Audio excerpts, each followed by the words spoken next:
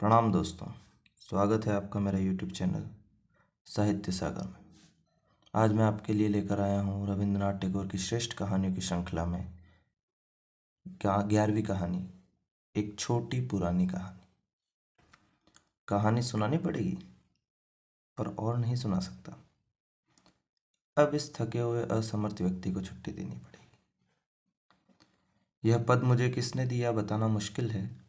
धीरे धीरे एक एक करके तुम 5 लोग आकर मेरे चारों तरफ कब इकट्ठे हो गए और क्यों मुझ पर अनुग्रह किया और मुझसे प्रत्याशा की, यह बताना मेरे लिए कठिन है। जरूर वह तुम्हारे अपने गुणों के कारण है।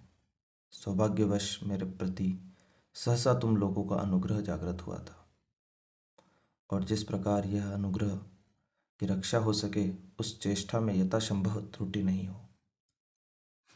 किंतु 5 लोगों की अव्यक्त अनिर्दिष्ट सम्मति से जो कार्यभार मेरे प्रति अर्पित हुआ है, मैं उस योग्य नहीं हूं। क्षमता है या नहीं यह लेकर विनय या अहंकार नहीं करना चाहता, किंतु प्रधान कारण यह है कि विधाता ने मुझे एकाकी जीव के रूप में बताया है।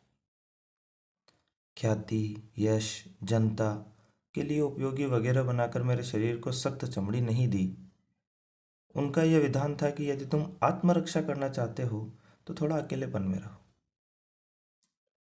हृदय भी अकेले रहने के लिए सदा उत्कंठित रहता है, किंतु बाबा, बिना दिखे परिहास हो या भूल समझकर ही हो, मुझे एक बहुत बड़े जन समाज में उतार कर इस वक्त मुंह पर कपड़ा लगाए हंस रहे हैं।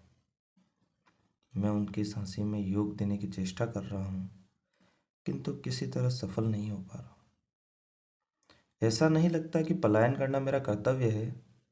सैन्य दल में ऐसे बहुत से लोग हैं जो स्वभाव से युद्ध की अपेक्षा शांति से अधिक स्फूर्ति पाते हैं, किंतु जब वे अपने और दूसरों के भ्रमवश युद्ध क्षेत्र के बीच आ जाते हैं तब अचानक दल तोड़कर भागना उन्हें शोभा नहीं देता। भाग्य अच्छी तरह सोचकर प्राणियों को उनके सामर्थ्य के अनुसार काम में लगाता है, पर फिर भी दिया गया काम दृढ़ निष्ठा के साथ करना मनुष्य का कर्तव्य है। तुम्हें जरूरी लगता है इसलिए मेरे पास आते हो और सम्मान दिखाने में भी भूल नहीं करते। आवश्यकता खत्म हो जाने पर आज्ञाकारिक सेवक धर्म के प्रति अवज्ञा दिखाकर कुछ आत्मगौरव अनुभव करने की चेष्टा भी करते हो।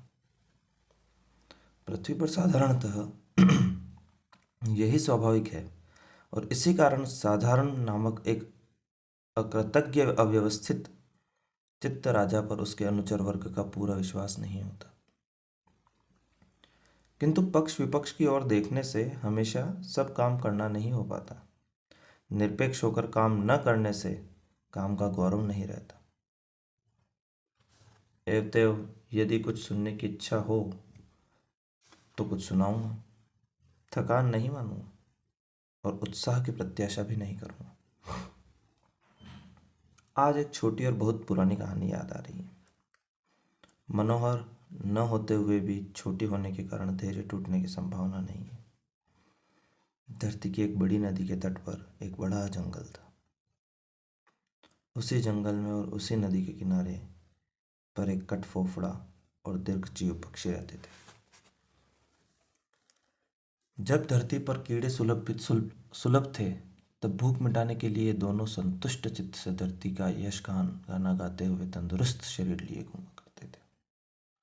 समय के साथ देवयोग से धरती पर कीड़े मुश्किल हो गए।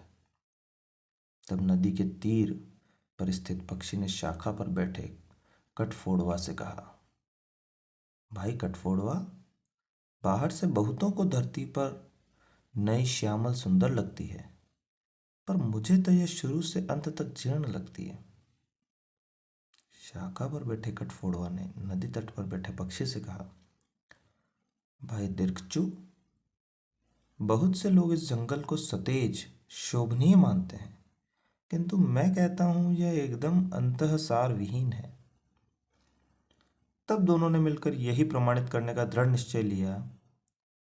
पक्षी ने नदी के तट पर छलांग मारकर धरती के नरम कीचड़ पर बराबर चोंच मारी और वह वसुंधरा की जीर्णता दिखाने लगा। और कठफोड़वा वनस्पति की कठिन शाखाओं पर बार बार चोंच मारकर जंगल के अंदर के खोखलेपन को दिखाने लगा। विधि की विडंबना से ऊपर बताए गए दोनों अध्यवसायी पक्षी संगीत विद्या से वंचित थे। एवं जब कोयल धरती पर वसंत के नए आगमन की घोषणा पंचम स्वर में करने लगी और श्यामा जंगल में नई सुबह के उदित होने पर कीर्तन करने लगी, तब भी दोनों भूखे असंतुष्ट मूक प्राणी बिना थके उत्साहपूर्वक अपनी प्रतिज्ञा का पालन करते रहे। यह कहानी तुम लोगों को अच्छी नहीं लगी? अच्छी लगने की बात ही नहीं थी, पर इसका सबसे बड़ा और महत्वपूर्ण गुण यह है कि यह 5-7 पैराग्राफ में पूरी हो गई। तुम्हें नहीं लगता कि यह कहानी पुरानी है? इसका कारण यह है कि धरती पर भाग्य के दोष से यह कहानी बहुत पुरानी होते हुए भी हमेशा नहीं रही। बहुत दिन से अकृतज्ञ कठफोड़वा पृथ्वी के दृढ़ सशक्त अमर महत्व के ऊपर ठक ठक शब्द से चोंच मार रहा है और दीर्घच्चु पक्षी पृथ्वी की सरस उर्वर कोमलता को चोंच से खचू खचू की आवाज से पींद रहा है। आज भी उसका अंत नहीं हुआ। मन में जो शिकायत है वह बनी हुई है।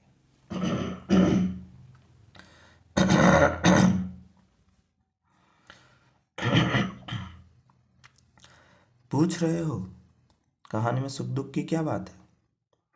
इसमें दुख की कहानी भी है और सुख की भी है।